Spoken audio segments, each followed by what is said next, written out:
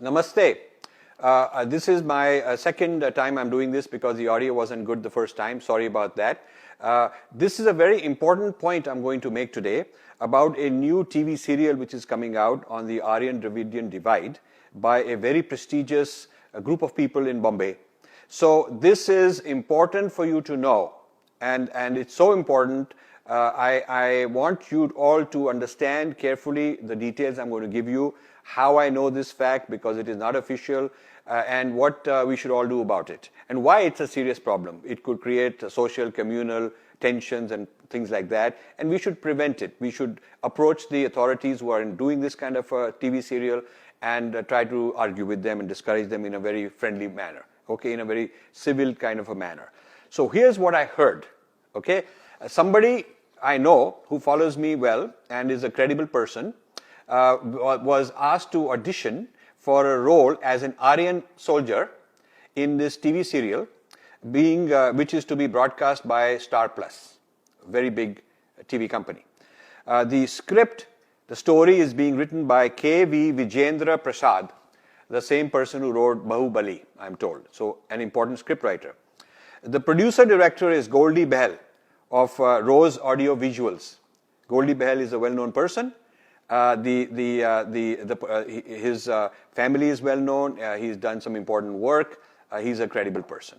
So the story is about how Aryans come and conquer, invade, and defeat Dravidians. That's sort of the background, and within that they'll show drama and love stories and fights and whatever. But that's the message. And this is a very dangerous thing because it's incorrect. It's also socially irresponsible. It is politically dangerous. And I will discuss why I feel that this is the case.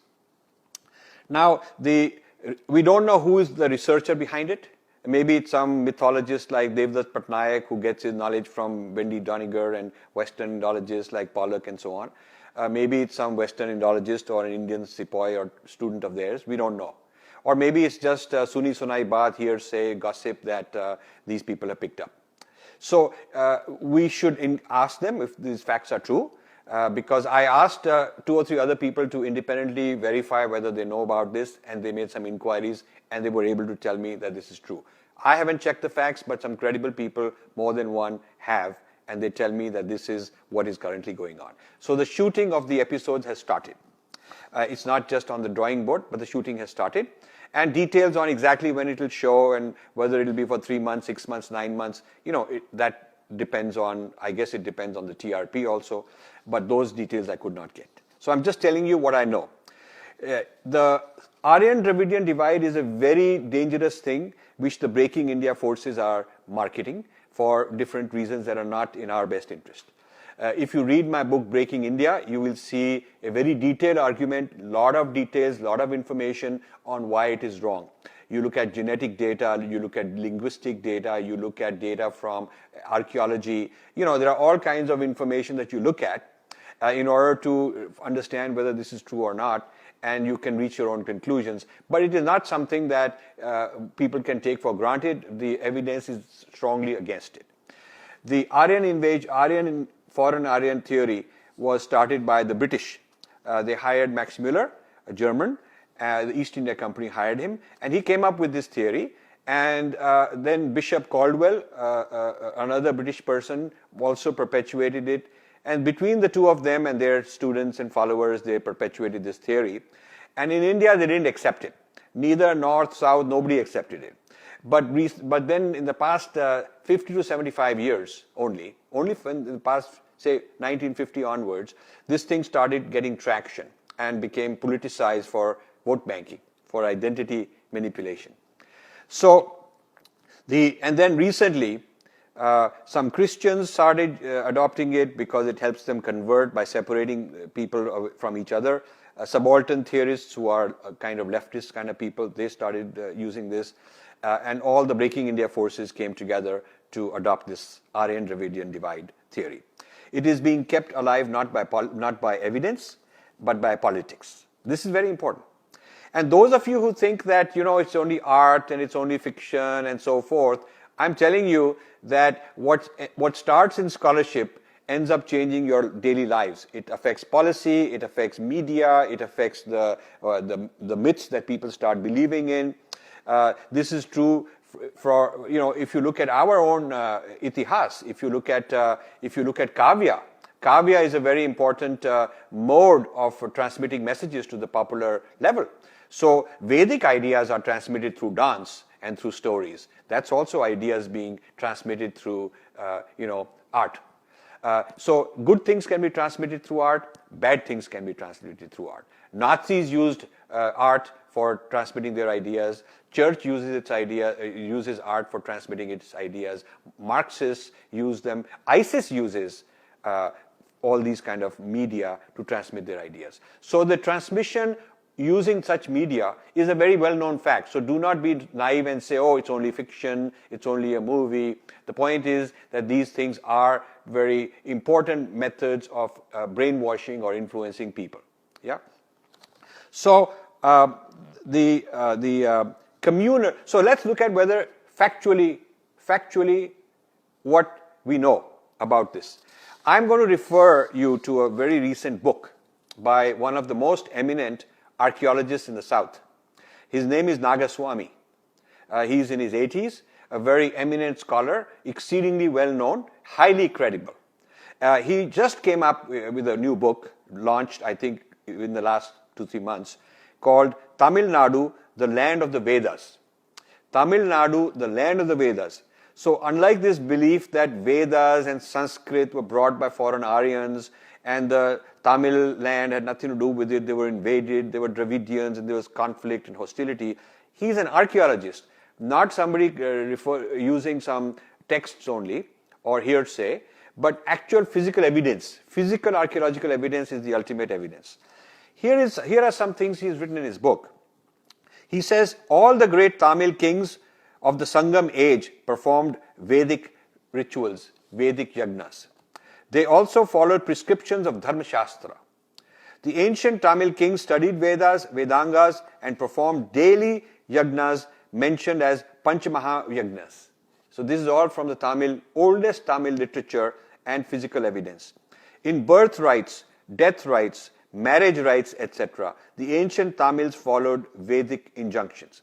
The kings appointed Vedic scholars as their chief ministers and presented them with lands. So this goes on. This is the Vedic. So all these. This goes on. I just wanted to give you a little bit. Even the selection of judges was made after a pass in an exam on Dharma Shastras.